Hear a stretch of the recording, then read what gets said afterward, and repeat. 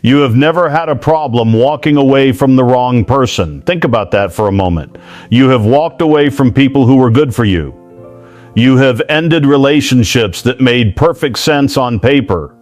You have left rooms where you were loved, respected, and seen because something felt off, because it was too easy, because there was no chase. But you have also stayed in rooms you should have run from. You have stayed past the point of exhaustion, past the point of dignity, past the point where anyone watching from the outside could understand why you were still there. And you have asked yourself the same question 100 times. Why do I keep choosing people who can't choose me? You have blamed your picker. You have blamed your standards. You have blamed your heart for being too hopeful, too forgiving, too desperate for love. But here is the truth that changes everything. This is not bad luck. This is not a broken picker. This is not a character flaw. This is your nervous system running a program you never installed. And the first thing you need to understand is that you are not choosing wrong. You are choosing familiar. Let me show you what I mean. Picture a relationship you know was wrong for you. Not the one that ended badly, the one that should have ended long before it did. The one where you gave everything and they gave just enough to keep you hoping. Remember how it started. The intensity. The way they seemed to see you in a way no one else did. The way they pulled you in with words that felt like they were reading your soul. And then remember how it shifted. The hot and cold. The days when they were present and the days when they disappeared. The feeling of walking on eggshells, trying to be the right version of yourself so they would stay. You told yourself that if you just loved them enough, if you just gave enough, if you just became the person they needed, they would finally choose you fully. But they never did. And you stayed anyway. Not because you were weak, not because you had low self-worth, not because you didn't know better. You stayed because your brain told you this was love. This is where most people get it wrong. They say you need to learn to love yourself first. They say you need higher standards. They say you need to walk away sooner. But none of that works, does it? Because you already know you should walk away. You already know you deserve better. The problem is not knowing.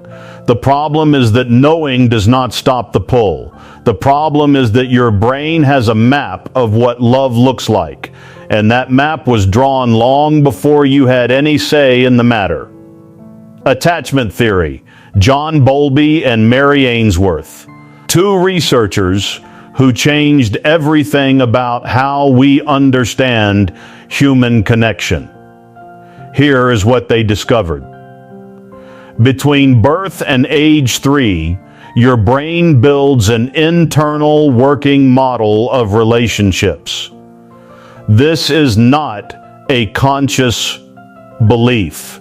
This is a neurological template. It is the blueprint your brain uses to answer 3 questions. Can I trust people? Am I safe? What do I have to do to get love? Your brain built this template based on your earliest experiences with your primary caregiver.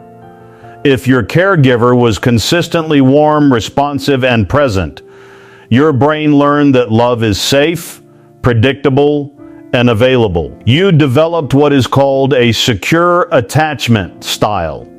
But if your caregiver was inconsistent, warm sometimes, cold other times, present when they needed you, absent when you needed them, your brain learned something very different. Your brain learned that love is unpredictable, that you have to work for it, that the people who should love you might leave. And here is the part that destroys the just love yourself narrative. Your brain does not seek what is good for you. Your brain seeks what is familiar, because familiar is predictable, and predictable is safe even when the predictable pattern is painful.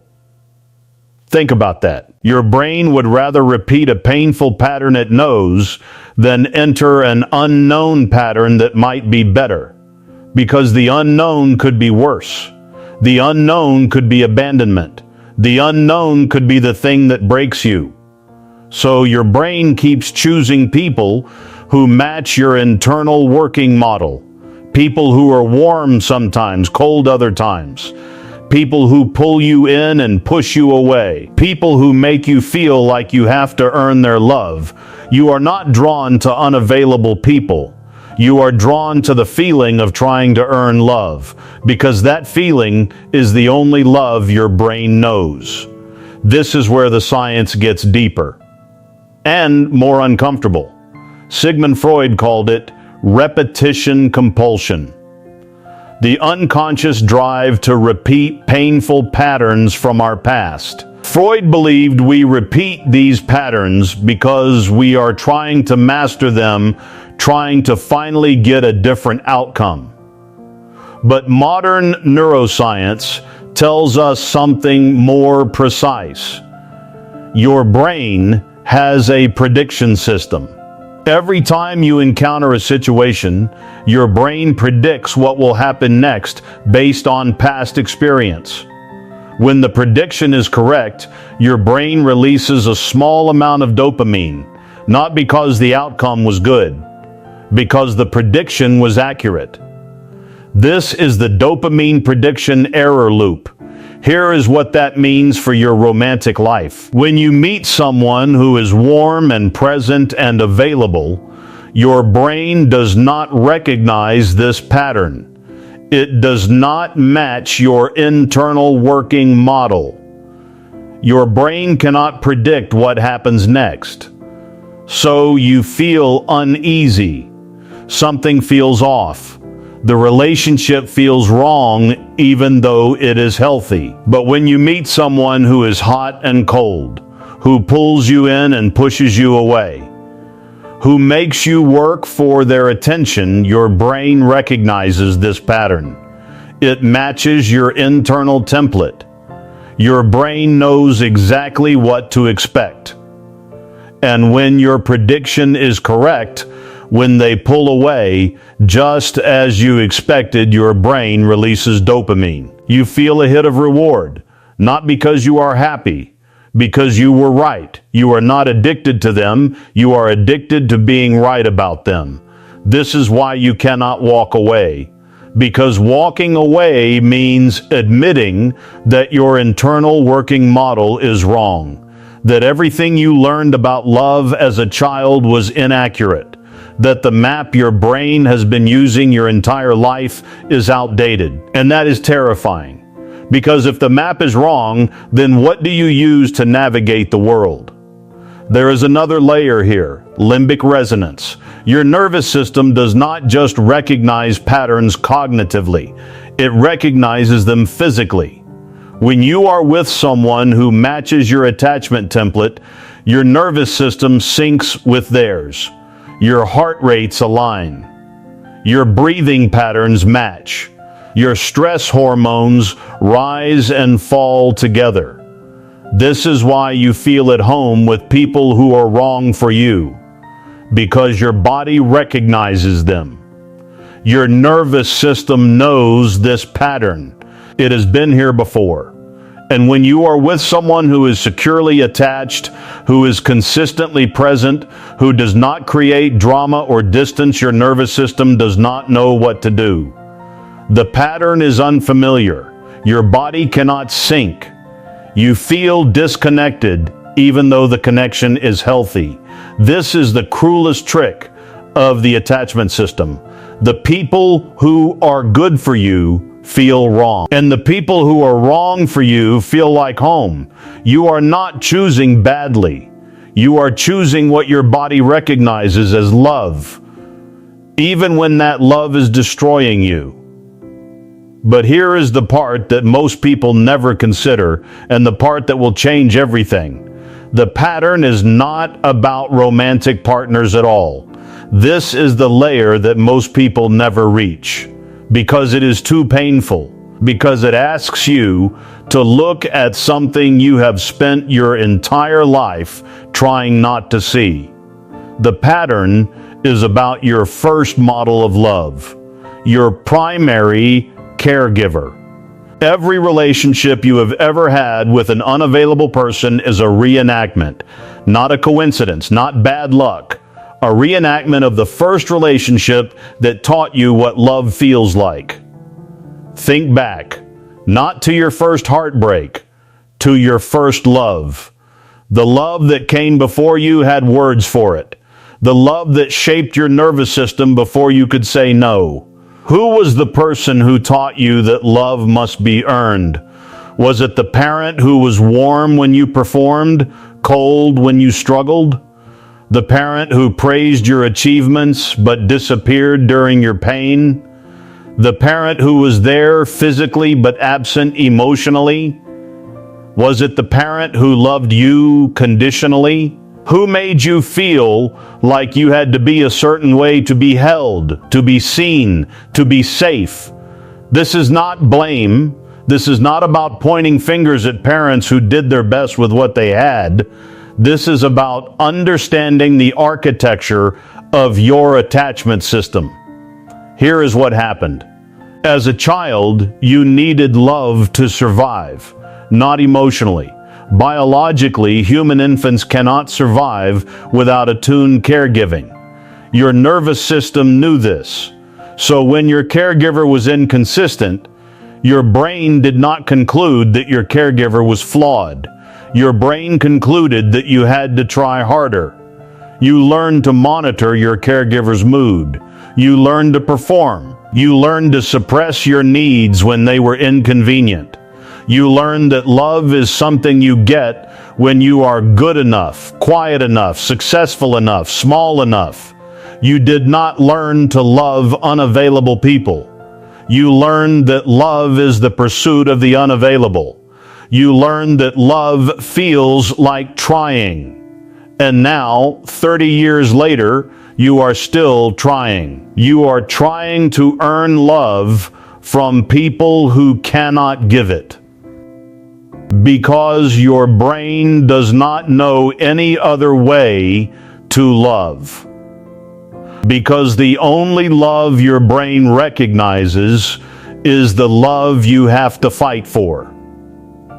This is the hidden layer that changes everything. Every time you chase someone who pulls away, you are not chasing them. You are chasing the feeling of finally getting the unavailable parent to choose you.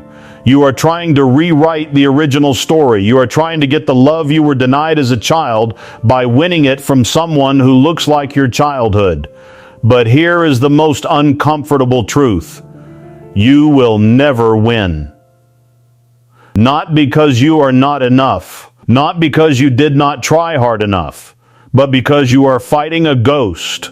The person you are chasing is not your parent. They are a stand-in. And even if they finally chose you fully, it would not heal the original wound, because the original wound was not about being rejected.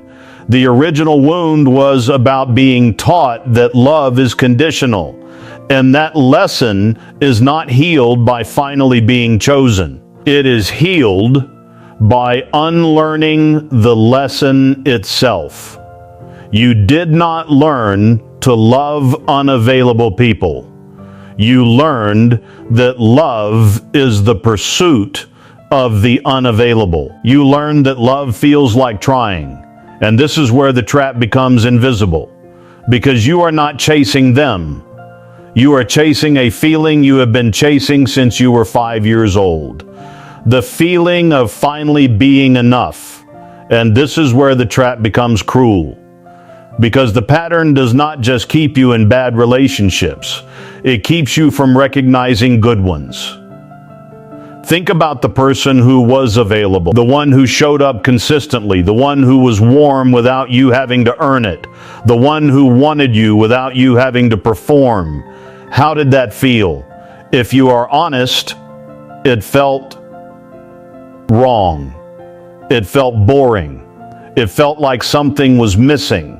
Because something was missing. The chase was missing. The uncertainty was missing. The feeling of trying to earn love was missing. And without that feeling, your brain did not recognize the relationship as love. You told yourself they were not exciting enough, not challenging enough, not passionate enough. But the truth is simpler and more devastating. They were not familiar enough. Your brain is addicted to the pattern of pursuing the unavailable, not because it feels good, because it feels right, because it matches the template, because it is the only love your nervous system knows how to feel. And this is where we arrive at the hardest truth of this entire video. You don't want them to stay. You want them to finally choose you so you can stop trying to be chosen. Read that again. You don't want them to stay. You want them to finally choose you so you can stop trying to be chosen. The goal was never the relationship. The goal was the resolution of the chase. The goal was to finally prove that you were worth staying for, not to be with them, to win. This is the intermittent reinforcement trap. Intermittent reinforcement is the most powerful schedule of behavioral conditioning ever discovered. It is the principle that makes slot machines addictive. You pull the lever. Sometimes you win. Sometimes you lose. The unpredictability keeps you pulling. Your relationship with the unavailable person works exactly the same way. Sometimes they show up. Sometimes they disappear. Sometimes they say the perfect thing. Sometimes they say nothing at all. You are not addicted to them. You are addicted to the uncertainty, to the possibility that this time they will finally choose you. Your brain releases dopamine not when you get the reward. Your brain releases dopamine when you anticipate the reward. The anticipation is more addictive than the actual connection. This is why you cannot let go. Because letting go means accepting that you will never know, that you will never get the resolution, that you will never hear them say you were enough. I was the one who could not see it. But here is the truth you have been avoiding. You already know. You know they will not choose you. You know the pattern will repeat. You know that if they finally commit, you will feel trapped. You will feel bored. You will start looking for the exit. Because the goal was never them. The goal was the chase. And this is the moment where everything shifts.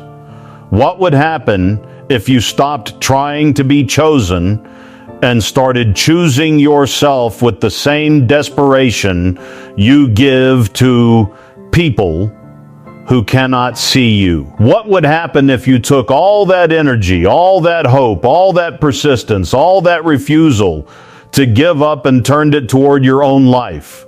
What would happen if you stopped trying to earn love and started believing that you already deserve it? That question is the door. But before you walk through it, you need to understand one more thing. Your persistence is not a weakness. Your hope is not naivety. Your refusal to give up is not a character flaw. These are survival strategies. They kept you alive as a child. They helped you navigate an inconsistent world. They helped you get just enough love to survive. The problem is not that you have these qualities. The problem is where you have been placing them. You have been using your superpowers on people who cannot receive them. You have been pouring your persistence, your hope, your refusal, to give up into relationships that were never designed to hold them. But here is the reframe that changes everything. Your ability to keep trying when anyone else would have quit is not a liability. It is evidence of an extraordinary capacity for love. It is evidence that you understand commitment at a level most people never reach. The problem is not that you try too hard. The problem is that you try too hard in the wrong direction. And the science backs this up. Neuroplasticity, the brain's ability to rewire itself based on new experience. For decades, scientists believed that attachment style was fixed by age 3, that your template was permanent, that you were stuck with the hand you were dealt. We now know that is not true. The brain remains plastic throughout life. New experiences can create new neural pathways. New relationships can build new attachment templates. You can rewire your internal working model. This is called earned secure attachment. It is not easy. It requires repeated exposure to healthy, consistent, available love. It requires sitting in the discomfort of unfamiliar patterns until they become familiar. It requires trusting someone who shows up consistently, even when your nervous system screams that something is wrong because there is no chase. But it is possible. And it starts with completing the childhood loop. The childhood loop is the unfinished business of your early attachment. The part of you that is still waiting for the unavailable parent to finally choose you. The part of you that believes that if you just try hard enough, you can rewrite the original story. Here is what you need to understand. You will never get that love from the original source. Not because you do not deserve it, because they are not capable of giving it. They never were. The problem was never your worth. It was their capacity. And the only way to complete the loop is to grieve that. To sit with the truth that you were a child who deserved consistent, unconditional love and you did not get it. To feel the grief of that. To let yourself be angry about it. To let yourself be sad about it. And then to give yourself what they could not. This is not a metaphor. This is not a self-help platitude. This is neurobiological.